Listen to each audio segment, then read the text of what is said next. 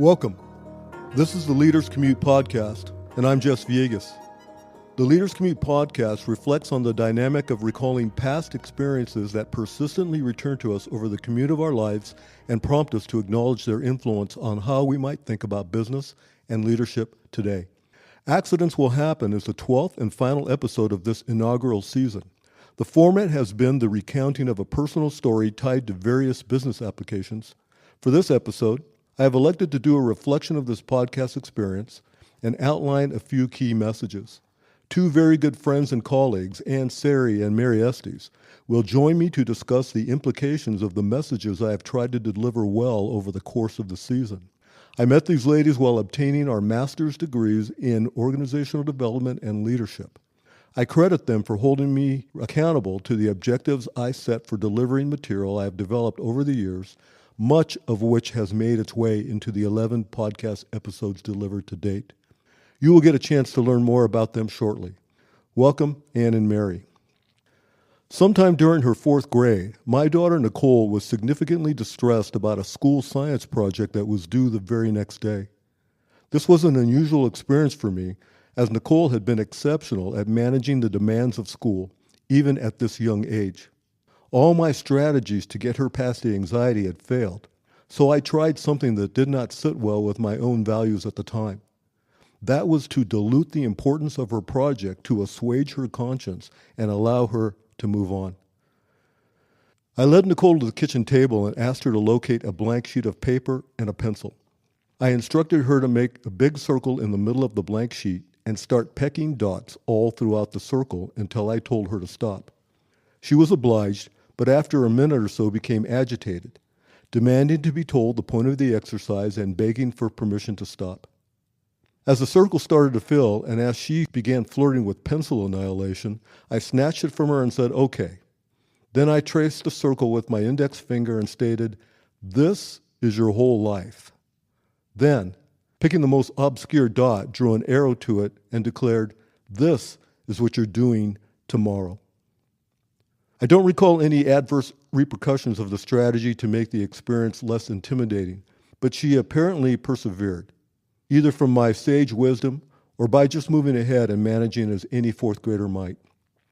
But whatever the reason, it likely could not compare with the impact it had on a 30-year-old dad still trying to figure things out in his own important project of building a career.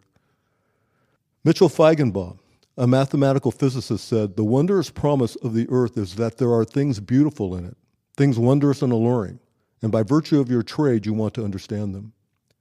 This quote inspired me because it complemented my natural instincts to learn more about the dynamics that govern business organizations. However, I struggled for years to develop a framework to apply my learning. Eventually, I took the significant step of enrolling in the Organizational Development and Leadership Master's Program at the Philadelphia College of Osteopathic Medicine.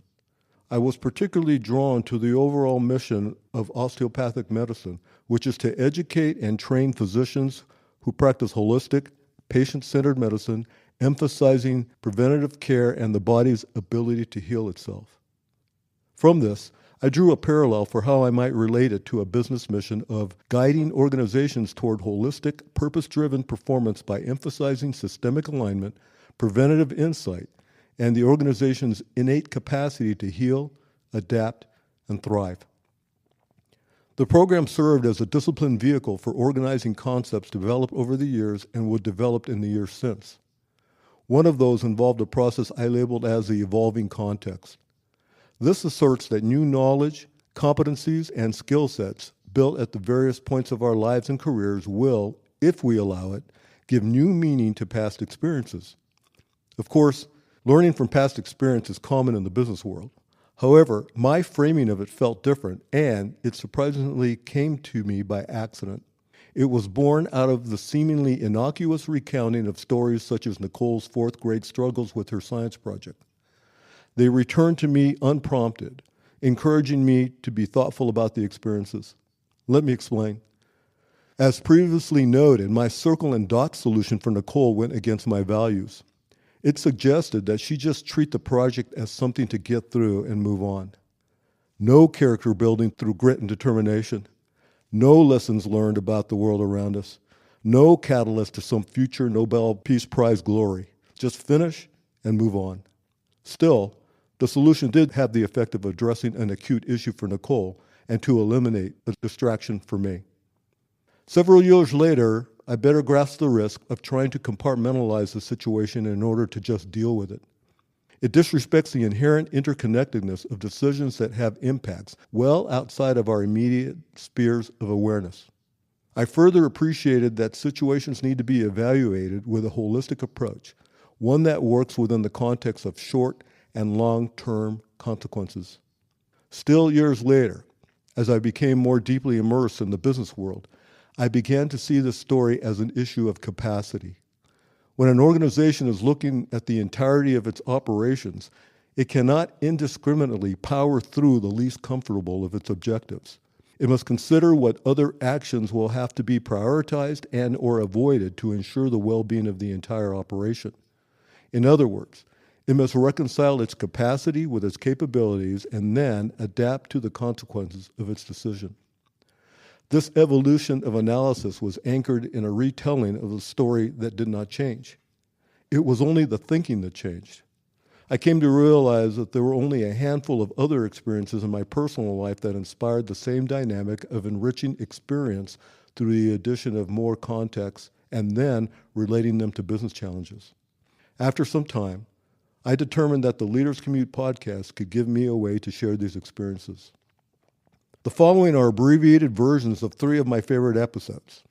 At the end of each, I refer to how additional context impacted my thinking. However, I would first like to note that my podcast episodes are not intended to be a vehicle for self-aggrandizement or the retelling of enemies vanquished, hard challenges conquered, or past wrongs ultimately righted. They are for reflecting on ways shift in my thinking and awareness might help me to be a better leader.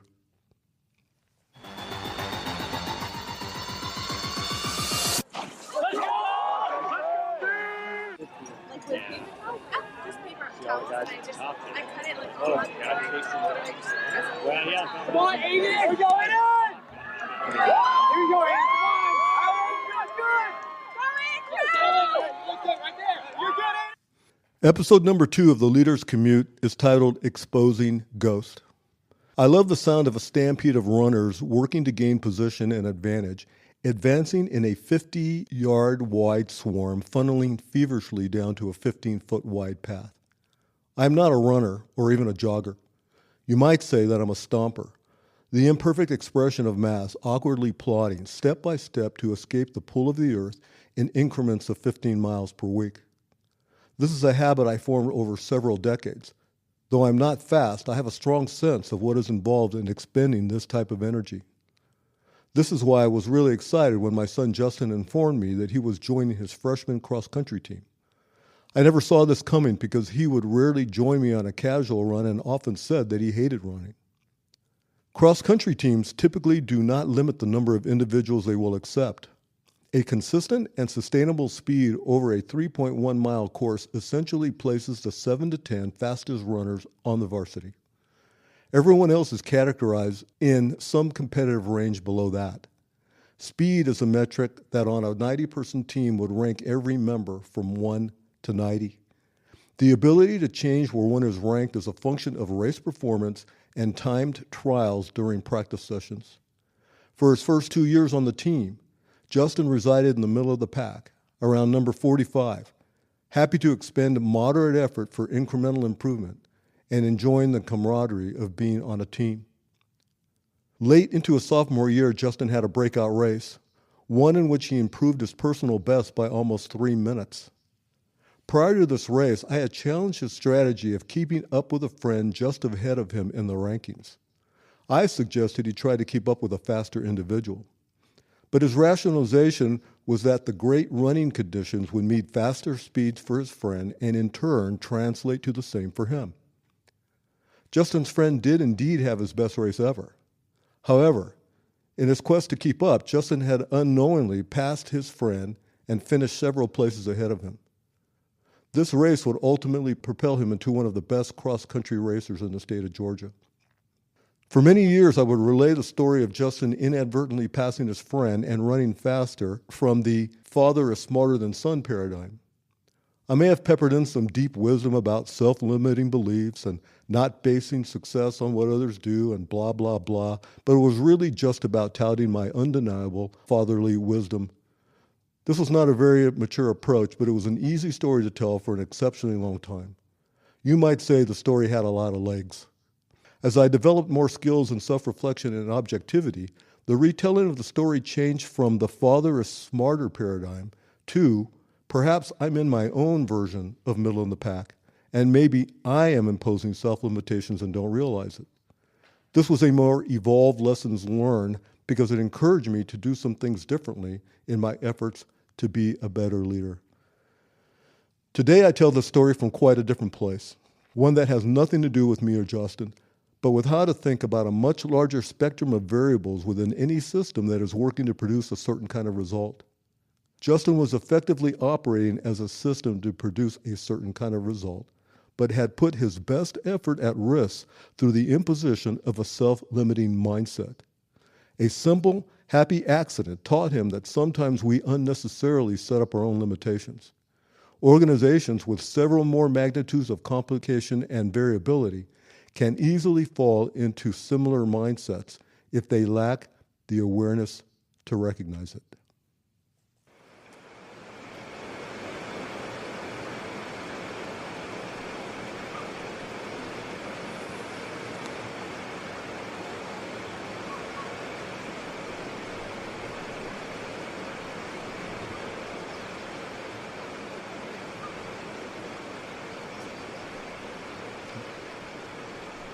Episode number 9 of The Leader's Commute is titled The River Rules.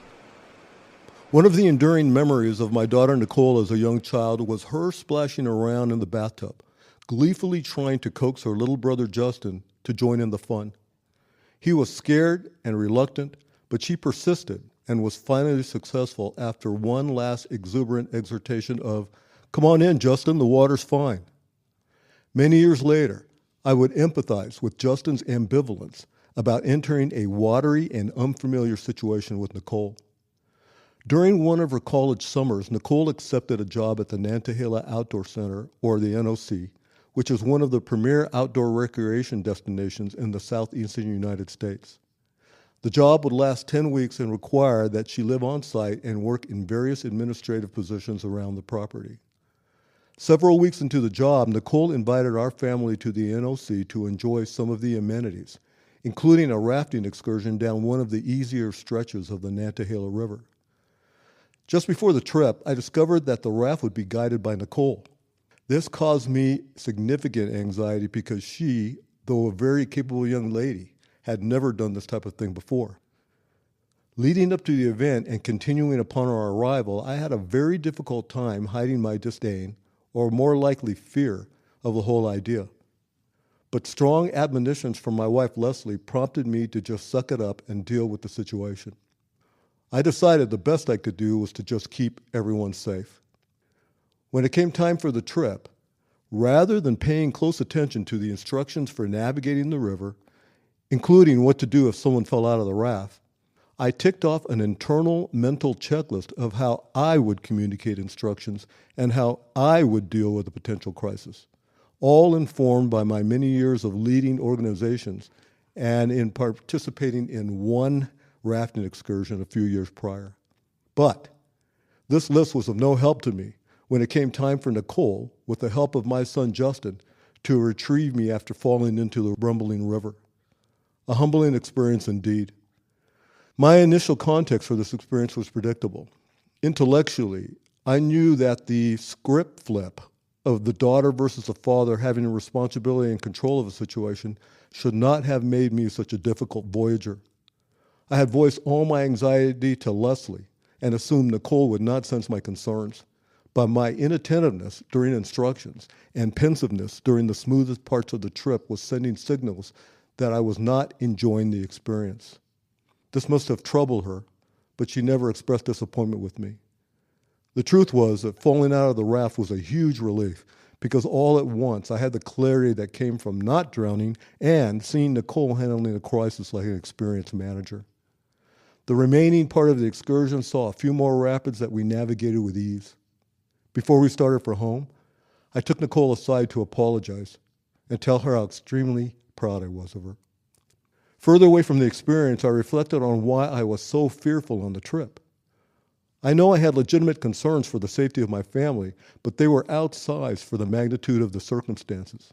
Reluctantly, I concluded that I was just uncomfortable not being in charge. This change in our familial dynamics was a real cause of my anxiety, despite all evidence indicating everything would be all right. In my various executive roles, I gave considerable lip service to the idea of trusting colleagues, increasing others' performance capacity, and delegating for efficiency and speed. But I knew that when it came time to make the hard calls, I would be the one to make them. Thankfully, the experience with Nicole motivated me to be more deliberate about how I engage with her and in my staff going forward. I learned, recruited, and managed differently, and ultimately became a better leader. Over time, I applied more substantive context to this experience.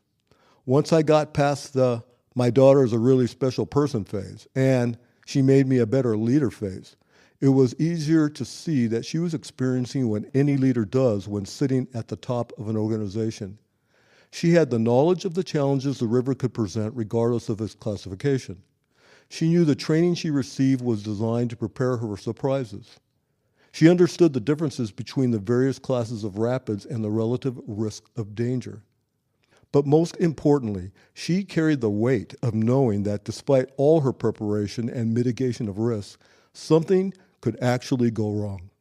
This is what mothers and fathers feel at the heads of their families, pastors at the heads of their congregations, community leaders at the heads of their collectives, and CEOs at the heads of their organization. Happy birthday to you. Happy birthday, dear Mom. Happy birthday to you. And many more to your 98. The night was emblematic of many of the nights that my wife Leslie and I experienced once we made the decision in 2017 to have Leslie's mother, my mother-in-law, Geraldine, live her remaining days in our northeast suburban Atlanta home. There she remained comfortably until her decline migrated to an in-home hospice situation in early 2024. This particular night was one of much unease and wakefulness, made worse by her having to manage the challenges of dementia. Hospice, from my point of view, was best characterized as an endless string of frequent and intense strategizing, planning, and rationalizing every decision toward the facilitation of a rare, good day and a comfortable and dignified end of life. I had assured Leslie that I was ready for Geraldine to move in with us, but at times my behavior belied my intent. Often, Leslie had to remind me that however I chose to handle the circumstances, she had to be first and foremost a caregiver with no options but to exercise compassion. Caregiver. The power in this word was always a jolt, a reminder that my relationship with Geraldine was secondary and not one that should add to Leslie's stress. Her independent and strong-willed nature exacerbated the mother-in-law, son-in-law dynamics already at play. But ultimately, my love and affection for Leslie made it a foregone conclusion that I would never be an obstacle when the time came to make this move. Also, my mother Rachel, who had passed away several years earlier, nailed the door shut to any other ideas I may have had on the subject. Once, upon asking me how things were going with Geraldine, and then hearing my tepid response of, "Well, you know, Jerry's Jerry," she remarked sternly, "Listen, mijo, if you love Leslie, you love her mother, and you should do for her what you would do for me." And that was that. As one might imagine, this circumstance completely upended what Leslie and I had envisioned for this point in our lives. Trips to see family were delayed. Vacations overseas were canceled. Plans for personal enrichment, such as classes and hobbies, were postponed. For me personally, what happened over several years was a test of my ability to be an empathic and supportive husband. When successful, it was expressed as me taking responsibility for keeping a clean house, handling all the grocery shopping, managing all the home projects, and cooking all the meals. Eventually, I was able to incorporate activities unrelated to caregiving that were intended to preserve my sanity. I kept an exercise regimen of 4 to 5 mile walks at a local park. I purchased my first guitar and started taking lessons. The podcast medium provided opportunity to translate my work into material that could assist small and medium-sized businesses, which ultimately became the Leaders Commute. And to support my perpetual boast to Leslie that if I had more time, I could be a pretty good cook, expanded my cooking skills by trying new recipes and ingredients and exploring other methods of cooking. The days continued to blend, one into another, with Leslie continuing to take extraordinary measures to ensure Geraldine's comfort. I presumed this would translate into a peaceful drift toward the end. But Geraldine's considerable strength and resilience, skills honed her entire life to deal with more than her share of challenges and hardship, would accompany her even in this season. Her daily fight against the inevitable became a fight against us as well.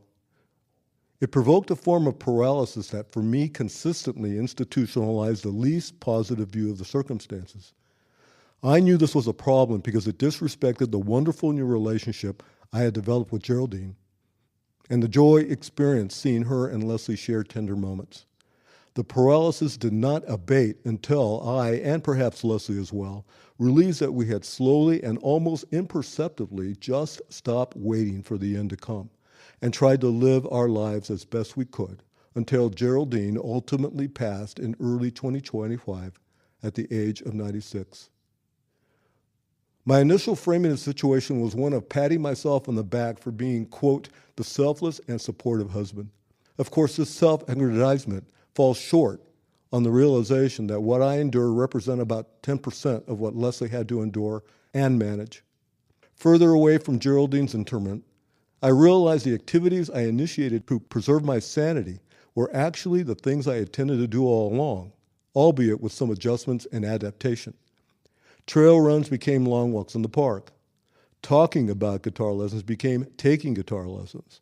Authoring a book became producing a podcast. Cooking a meal became creating a meal. I currently view the experience as one of an unexpected result from circumstances I thought were difficult, but pretty straightforward. For about 7 years, our lives were completely defined by the daily, choreographed endurance we needed to exercise to give Geraldine the care she required. The word glitch is commonly defined as a sudden, usually temporary malfunction or irregularity in a system. Geraldine's decline introduced a glitch into our lives, one that forced us for a period of time to revise our expected life outcomes and our definition of purpose and fulfillment. Executives often operate with rigid strategic plans and projected outcomes, assuming that success will unfold in a predictable, linear fashion. However, business environments are inherently volatile, and unexpected disruptions such as market shifts, supply chain breakdowns, and leadership turnover are common. The best leaders recognize that glitches are not just setbacks, but signals of a system adjusting in real time. Strategic agility comes from expanding awareness, not just reacting to change, but seeing new pathways in the disruption. Our strategic agility consisted of ceasing to see the disruption as a delay and instead embracing it as a reality to be shaped. In business, it might look like a product launch or market strategy that is not going as expected, in which the answer may be not to force the original plan, but to shift with the emergent reality and find new opportunities within it. I have long considered why some experiences and their stories kept returning to me, while others have just fallen away from my consciousness. I have landed on 4 questions that help determine if I have an evolving context candidate. Number 1, do the same recollections keep coming to you over and over without any prompting at all? Number 2, does the experience elicit some strong emotion, such as elation, joy, bliss, shame, or disgust? Number 3, Do you enjoy relating the story even if it does not put you in the best light? And number 4, is there some element of the story that remains draped in ambiguity, one that keeps you engaged and looking for clarity? This will play a big role in keeping the story alive. One final note. The Zen monk Shinryu Suzuki stated that you cannot make a date with enlightenment. It is an accident, and spiritual practice makes you accident-prone. In my work as a business consultant, I have found, as most anyone who dispenses information and knowledge for a living, that lessons are not easily absorbed in their absolute state. Business solutions are best applied when the client's needs and credible sources of information coalesce into a plan of action. But this alone underestimates the power of remaining open to others' input and feedback so that complexities and the uniqueness of each situation can be fully understood. In this respect, it almost seems that some of the best solutions can come around by accident. The evolving context serves as my methodology for ensuring I remain open to anything that can assist me in my work, but it requires intention and demands awareness for it to actually benefit me. I have therefore appropriated Suzuki's quote to, "You cannot make a date with enlightenment. It is an accident, and awareness practice makes you accident-prone." Thank you for listening, and I invite you to explore my podcast, The Leader's Commute, to hear complete episodes referenced today, as well as several others on the Business RadioX platform. Well, thank you again for listening, and I hope you enjoyed that episode. And again, I'll invite you to go back and listen to some of the others. I took a lot of poetic license, and so those episodes are a little more interesting than the way I portrayed them here. But what I'd like to do now is I'd like to bring into the conversation my friends and colleagues that I mentioned at the beginning of the podcast. And as I said, we all met at the master's program at the Philadelphia College of Osteopathic Medicine. The program was organized around organizational development and leadership. And we all had a passion around the subject, but we've also all moved in different directions since the class. And so we've managed to maintain our relationship and friendship, and I'm very excited to talk to Ann and Mary about it. So the way we'll start here is I'm going to ask Ann first to just tell us a little bit about herself, what she's doing, what she's working on, anything else she'd like. Then I'll bring Mary on to do the same thing, and then we'll just jump into a discussion. So Ann, let me let you go ahead and start. Great. Thank you so much, Jess. And Mary, so good to hear your voice and see you. It's been a while since we all got together since school, but I am currently retired.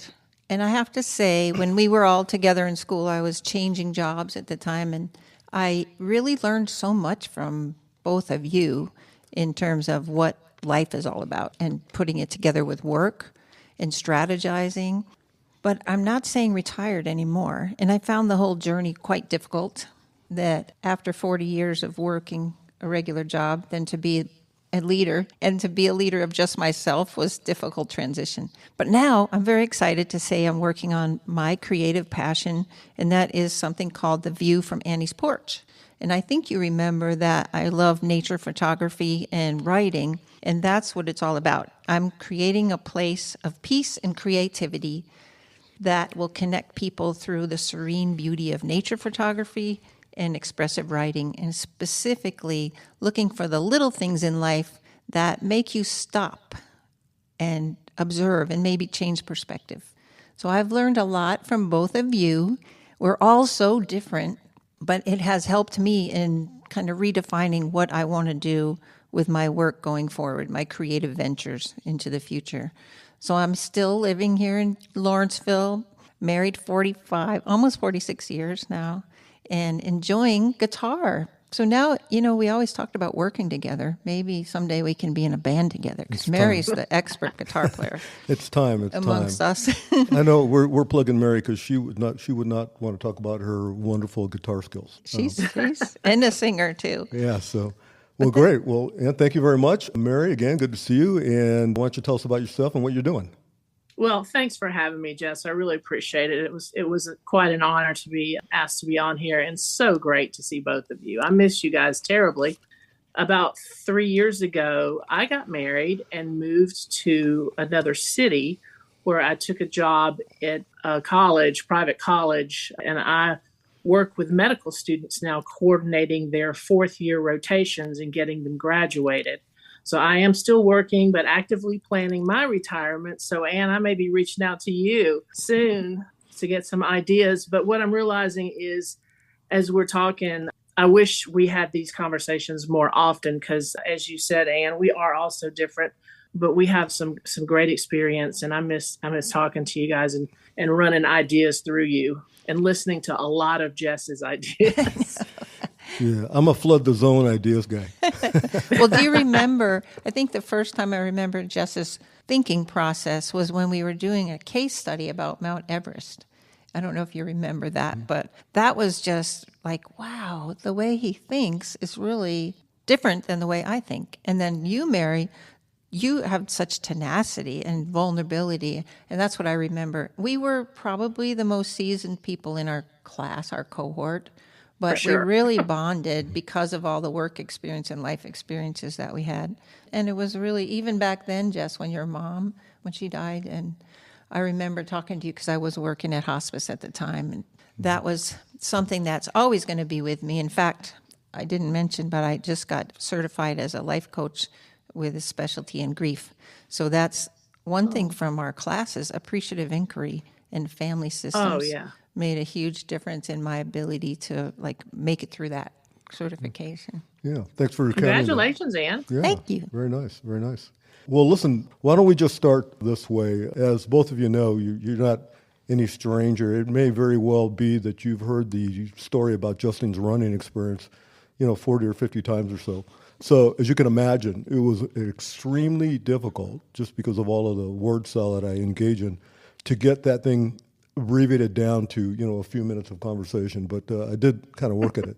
But I wanted to start out at least with that episode, or at least that experience, for a couple of reasons. One is that I had found that of the 11 stories, 3 of them very specifically had made reference to Justin, Nicole, and also Leslie with her mom, Geraldine, who recently passed. And so I thought, well, am I just picking these 3 stories because this is my family? Maybe they'll be mad if I don't pick stories with them. And what I came to realize is that we learned this maybe in the family systems part of our learning, that, your family is a system, right? And the family system is going to exhibit many of the same dynamics that happen in an organization. And it comes with the supercharged dynamic of a lot of emotional attachment, so that a lot of objectivity you might otherwise have goes out the window. And I was very fond of telling people, and still am, that I feel like I'm a pretty objective, hard to ruffle person. I'd say that I just try not to let things affect me. There's really only one person in my life that can set me off, and she's not in the studio today.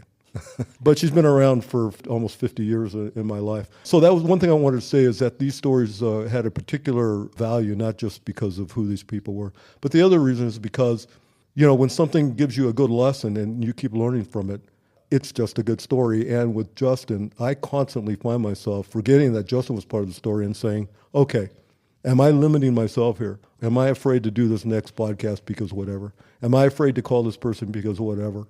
And I consistently have challenged myself to say, look, Jess, no one told you couldn't do this, so why aren't you doing it? And I'm not even talking about big, grandiose things. I'm just talking about make the call.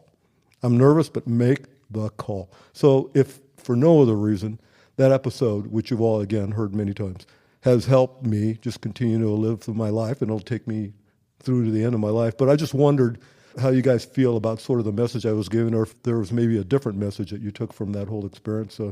So I'll call on Mary first, but please, anyone can jump in whenever they want. Right. So I think when you're an adult and when you're a kid, that lesson is a little different. So we've developed that lesson over the years, and now it's really easy to identify fear or self-limiting thought. And I have to check myself on that kind of thing too. Big decisions in life, like, I'm sure Ann had some things to think about with retiring. I certainly have in the last few years with buying and selling property, or deciding to get married again, or going into a new job at an advanced age. There are a lot of fear, anxiety, self-limiting, should I, could I, can I, as adults that we go through. So I appreciated that example that you shared. I forgot to mention that my son was a guest on that podcast. And I heard that. I heard that episode. And what was really interesting about that, I didn't think about it, but this sort of goes into the process of continuing to learn when you get more inputs. What I didn't realize is at the end of that podcast, or during that podcast, Justin had said things to me like, and it was very simple and very obvious. Well, I know that's how you remember it, Dad, but for me, this is how it impacted me. And I thought, oh, well, I guess the whole world doesn't revolve around me. I mean, why is it that my experience is the correct one? He reminded me, not in a bad way, he just said, but for me, I remember that as you addressing my coach and being a really involved parent of a very mediocre runner at the time, and why would my coach even give you the time of day? Why wouldn't he be busy with the faster runners in the state? And I thought, isn't that interesting, right? So, of course, his experience and my experience are going to be different.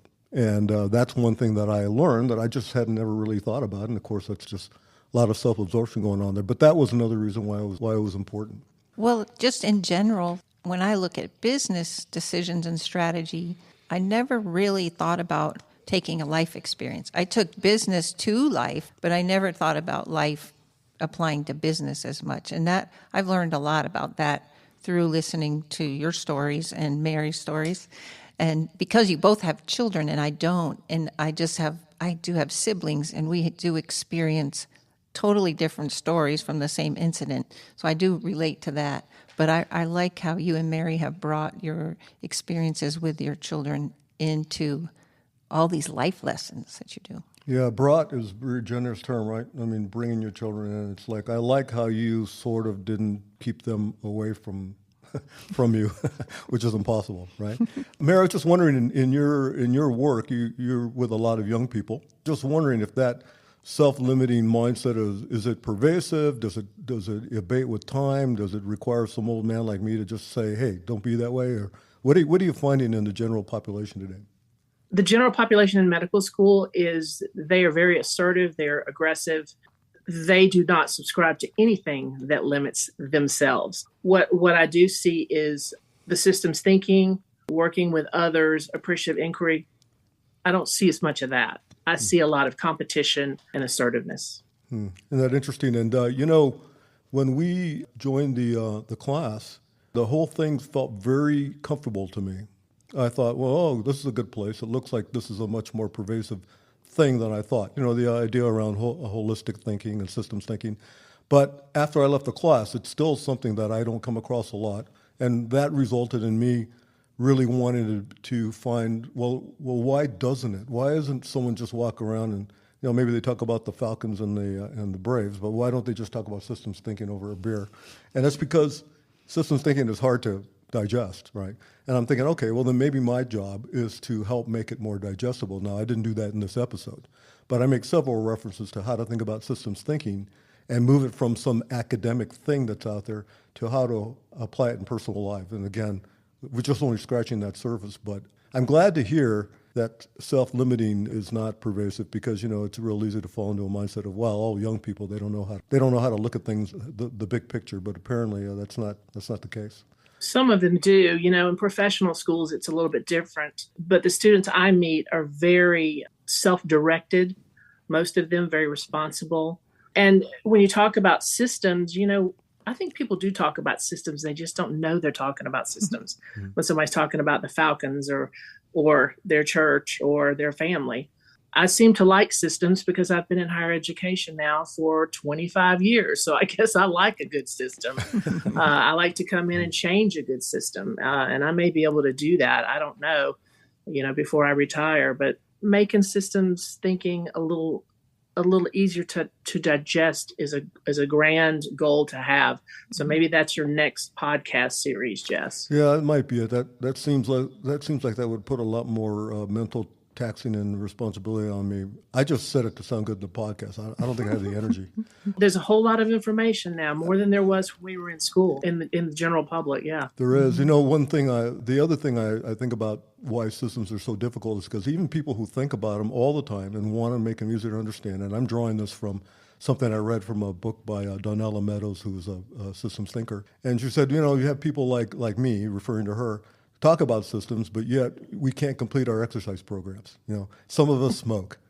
Some of us, know that we got to diet, but we don't. So it's like the message is coming, But systems is sort of not an end in itself. It isn't an end of itself. The systems thinking is really just reframing that life happens. You're just trying to understand what's the proper flow, what's the right way to move in and out of life, and hopefully reduce your misery when you're trying to get through it. Maybe that's an oversimplification. And determine who's in the system, and when it's not going great, how much resilience do you have? How much resilience do you have in the group? All of that stuff, super important in the organization that I work in. Yeah. Mm-hmm. But one thing I remember, this might have been something someone said, read from a book, maybe it was one of our teachers, and I just never forgot this, is that you cannot influence a system that you're not a part of. Oh, yeah. And I thought, wow, because I remember thinking, well, I'm going to show them. They're not. I don't know what they're going to do without me. And think about, what does that mean? What they're going to do without you is whatever they want, right? Yeah. And I'm thinking, okay, so now what I need to do is I need to remain in the system and be better so that maybe I can help improve the system. But isn't that something that's one sentence, one phrase, and I've just never forgotten it, and it's been enormously helpful to me. So anyway, it was interesting to recount that. And one of the things I wanted to ask you about, and we've had a few conversations about this sort of away from this podcast, the most difficult, the most emotional, and maybe the best work I think I've done on all the podcasts was the final one, not the final one, but the last one I did, which was number 11 regarding my mother-in-law's passing. And what I really couldn't communicate very well in this sort of short format is that I was talking about glitches in the system, and what I was really referring to is that if you kind of remain open, what you think is happening may actually be happening, but it doesn't necessarily mean it's happening in the worst possible way. And a lot of that has to do with maybe your approach to things, and I particularly tout myself as a Stoic, and the Stoics like to say that it's not the thing that's the problem, it's how you think about the thing. And so I decided, all right, this is a very difficult situation. Maybe there's a different way to think about the thing. But the thing was still very, very difficult. But I learned from that. I learned from watching Leslie. I learned from my mom. I learned from a lot of people. And what was interesting about that last podcast is that I actually had started writing it a month before she passed. And then she passed, and then a couple of weeks went by, and then I finished it. So it was a very raw kind of experience. So I wanted to talk to Ann about a few things, and Ann was very gracious. She gave us some recommendations that we ultimately accepted. But Ann, if you could talk a little bit about, you have quite a lot of experience in sort of the hospice area, and I was wondering if you could talk a little bit about that and maybe relate it to some of the things I mentioned in the story. First of all, the podcast was good, and I think I mentioned to you it was kind of a love story. It was a love story for Leslie. It was a love story for your mother-in-law as well. It's just that the caring that comes about in that very sacred time that we come to at the end of life. It's just presence is more important than the words you say sometimes or the actions that you take, but just being there for somebody. So back to my experience, I worked as a volunteer for hospice for about 14 years, and then I got a job working at hospice as a volunteer coordinator at an inpatient center. So I was able to interface often, every day, with patients and with family members. So to your point about the family members, you're doing the best you can in a very raw, emotional, vulnerable period. And the more you can get help, and I know you had the hospice help, and you had your children probably, I'm sure, there as your emotional support as well as Leslie, but you were helping Leslie, and she was the main caregiver. And that is the person who generally takes the brunt of it emotionally and has sometimes the more difficult time processing grief. Mm-hmm. So the fact that you have learned so much and kind of opened up so much, I'm sure is a gift to her. But again, going back to what we can do for people is get the best support you can and then be there as a presence. Or like you learned how to make fancy meals. I don't know if your mother-in-law was able to eat them, but that was a gift. Yeah, she might not have called them too fancy, but they were fancy for my level of attainment at that point. Yeah, and the fact that you weren't on the road anymore. There's just so much that it seems like your whole life shifted. Mm-hmm. And that's what happens. And it's not forever, but it is a time where you don't get that time back. So it's so important to be as conscious of it as possible. You know, I was trying to be really careful with this episode. I remember asking Leslie for permission to do that episode. And it was kind of a strange dynamic because Leslie, she gets nervous listening to me perform. And so she takes her a long time. She may be up to episode 3 now. But she did listen to episode 11. And I knew she would because I told her it sort of involved her mom. But when I was asking for permission, the reason I did that is because, I mean, wouldn't that be just like a typical male, right? I mean, you know, my mother-in-law is the one passing. Leslie's the one who's got to take care of her. And here I am doing a podcast, you know, and, you know, trying to enrich myself. And so I said to Leslie, the reason I'm asking for permission is because I intend to be extremely respectful, not only of Geraldine and of you, but of also not to pretend like I understand any of what you or Geraldine were going through. It's about what I was going through and what disappointment I had in myself and how I was managing, and then ultimately managed better than I thought. Mm-hmm. And I knew that that's kind of where I would end in the podcast, otherwise I wouldn't have written it. But still, it just shows you how difficult it can be to straddle the line of not making everything about yourself, about understanding that you need input, you need feedback systems, you need other people to come and tell you what you don't want to hear, what you do want to hear, or something you haven't heard. And I've tried to make a habit of doing that. I'm wondering if you have any type of a method or informal process for how to accept what other people say to you, or maybe to gather information you need in order to, you know, do things differently in your personal life or in your business life. Is there anything like that you incorporate? What PCOM taught me, 2 very important things. It's one, to be open to that type of feedback, from whether it's from, you know, family or from business. The other thing it taught me was the art of reflection, which I was not good at before. I didn't take the time because it was more important. But my thing was to get something completed, get it on time, and move to the next thing and not even think about the process and what happened. But I stopped now and do that. I used to do it on the commute when I was still in Atlanta. Now my commute's only 8 minutes, but that's 8 important minutes for me right now. It's to just kind of get into my head and say, okay, you know, what was that person trying to tell me? Or, you know, how can I approach something differently? But so not formal so much, Jess, like I had before, like performance evaluations, not so much. Just making myself and knowing that I need to continue that practice, because that was important, a really important thing I learned in school. I agree with Mary. That reflection is so important. And I have to say kudos to you because you also were able to, somebody heard that podcast that said, oh, this helps me so much to know what you were going through, because you were very vulnerable in that podcast, I think. And, you know, you learned some lessons that were kind of hard, I'm sure. Yeah. Let's take a little poll here. Do you think that I say things like, or I imply things like, you know, I'm sad that my mother-in-law's not around, I love my wife, I have great friends. Is it because I'm too old and I don't care what people think? Is it because I've evolved?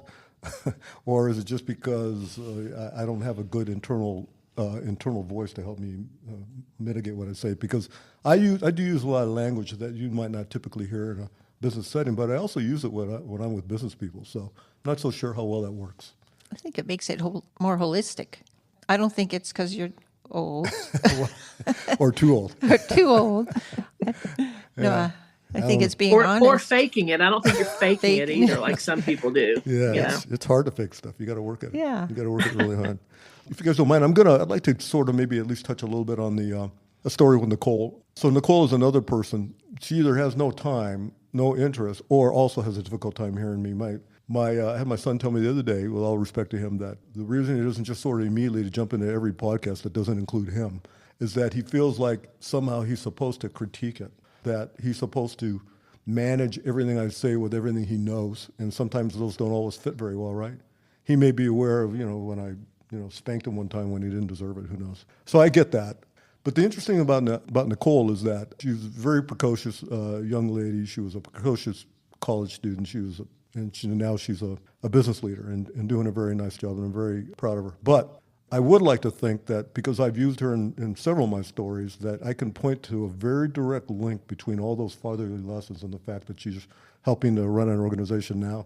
But the story I did with her, which I called the River Rules, I was trying to do a take on, the River Rules, okay, things are different now. I got a different set of rules to follow, right? But what I was really thinking is that the river does actually rule. When you're in the river does what it does. It goes where it goes. It flows where it flows.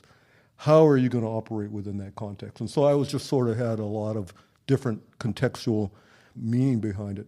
But I will say that I just touched on this, but I was a complete, absolute pain in the butt to Leslie to say, I don't get it. I don't understand who the hell said she could guide a rafting trip. She didn't even want to go for a mile walk with me before she got this job. And I started thinking, well, why do I associate some type of physical prowess with her being able to take me down a river and let me be afraid? And so I learned a lot of things from that podcast. But one of the big things I learned was that when I'd like to just elaborate on the experience. I remember falling into the water and thinking, what was it that she said I should do with this paddle now that I'm in the water? And because I wasn't paying attention, I just for the life of me couldn't remember. And then I heard somebody say, point the handle at me or something, or point the paddle at me. I don't remember. And, things were splashing. I did it, and then somebody grabbed it. Someone pulled me to the raft. I looked up. It was like a Deliverance episode. It was like, I'm at the raft. I don't have any idea how I'm going to get in. I mean, I think I weighed 50 pounds heavier than I did at the time. I had no idea I was going to get in this raft. And I saw her looking like she was barking out instructions as a captain of a ship, yelling at my son, saying things. I couldn't hear what she said. Everything was muffled. And then I looked up at her. She looked at me. And then 2 seconds later, I was in the raft. I still don't remember how it happened. I don't know what happened. I was recounting that story a little bit to her a few months ago, and she barely remembers it. She remembers me falling, but she doesn't think she did anything heroic. She thinks she did what she was trained to do. I'm the one that made it a big deal, right? I'm making this point because I recognize I was kidding around with the idea of the right title for this podcast, and for a while, I thought, well, what can I talk about now? I have a friend, I'll get Mary on, I'll get Anna, but what am I going to talk about? And then I said, well, why don't you talk about some of the things you've learned? And then I thought, well, maybe the title of the episode is It's the Podcast, Stupid. I mean, I learned things, and I've just relayed 3 or 4 things that I would not have understood had I not had the experience of doing the podcast. And there's many more of those things. But I wanted a chance to at least talk a little bit about my daughter, but also say that besides me taking responsibility for all of her success in business, and she owes all that success to me, I owe a little bit of my success to her and she wasn't even trying. All she was doing was, doing her thing. That story was a really interesting one for me to talk about. But I'm just wondering if there was anything in that story that you might relate to any circumstances or situations you've been in, maybe with your families or with your relatives. Yes, I'm going to say yes. But I think it's a matter of trust and how you see a person, and you still saw her as a little girl, as opposed to somebody who was well-trained at that job, or she wouldn't have that job. Mm-hmm. But yeah, I think it's about trust. And sometimes, unfortunately, I think I look at my husband and say, does he know how to do this, really? And of course he always does, and it always turns out fine. But it's that little bit of doubt sometimes that comes in. But you have to, just like you said about your son and taking a chance on something instead of holding back. I think it's from the movie I Bought the Zoo. It's about, take 15 seconds or 10 seconds of courage and just trust and then see how things come out. Even if things don't go well, you can still try again. Yeah. Barry, when you were in town and we were around more, I kind of saw your kids in the college age and stuff, and I can't remember exactly how old they would be now, but I would imagine you've had some experiences where things have challenged you in terms of how you want to parent them. Oh, it started way before they were in college. So my parenting style with one of mine was to let her lead me, right? Because there were so many changes happening so fast. I wanted them to stay little a long time, but they certainly don't. And I'm very glad for that. Mm-hmm. But her leading me and her brother leading me in what their interests were, the story you related kind of reminded me of change management. Whether it's your family changing rapidly and kids growing up and having different interests, or whether it's an organization that changes leadership. I survived 3 presidential changes in one organization and didn't survive the last one.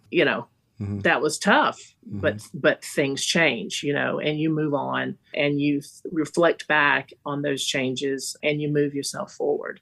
And that's resilience. So all of that plays into what the three of us experienced at PCOM. Yeah. Well, listen, I think what we're going to do is we're going to start to wrap things up here. But before we do that, I wanted to invite both of you, if you like. Is there any other sort of last reflections, anything else going on in your lives or careers that you want to talk about?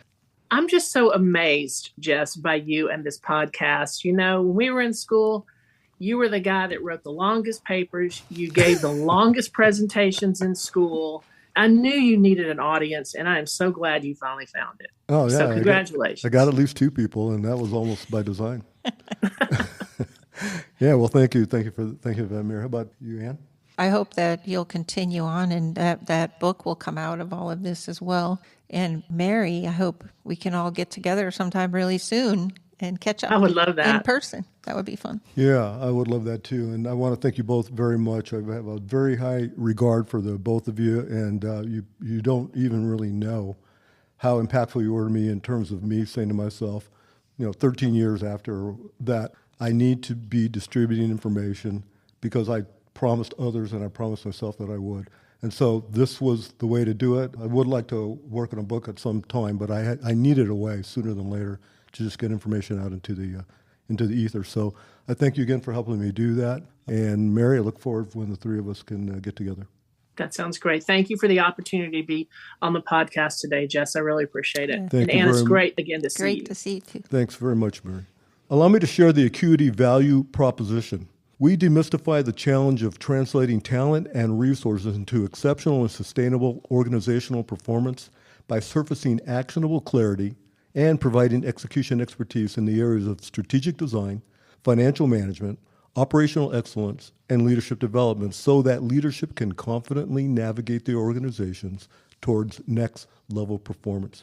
If you would like to reach out to me, you can do so at jess@acuitybusiness.consulting. Thank you so much for joining us on the Leaders Commute podcast, which was produced by Business RadioX and brought to you from the Subaru of Gwinnett studio inside the Gas South Convention Center in Duluth, Georgia. I would like to thank our producer, Mike Salmon, for his work on this podcast and the work he's doing to promote business in Gwinnett County. You can catch a new episode every month here on Business Radio X, or you can find us on iTunes, Spotify, iHeartRadio, or wherever you enjoy your favorite podcasts. Until next time, I'm Jess Villegas, and you have been listening to The Leaders Commute on Business Radio X.